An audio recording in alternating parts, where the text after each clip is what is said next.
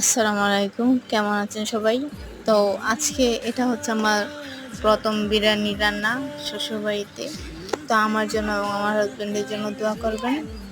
আল্লাহ হাফেজ।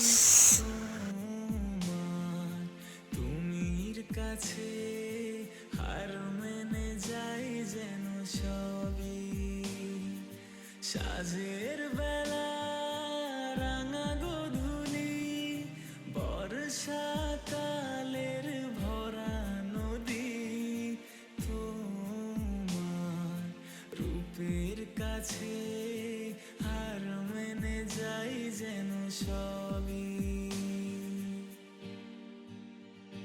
তুমি সাগর নীলিমানো তুমি মেঘের বরসানো তুমি সাগর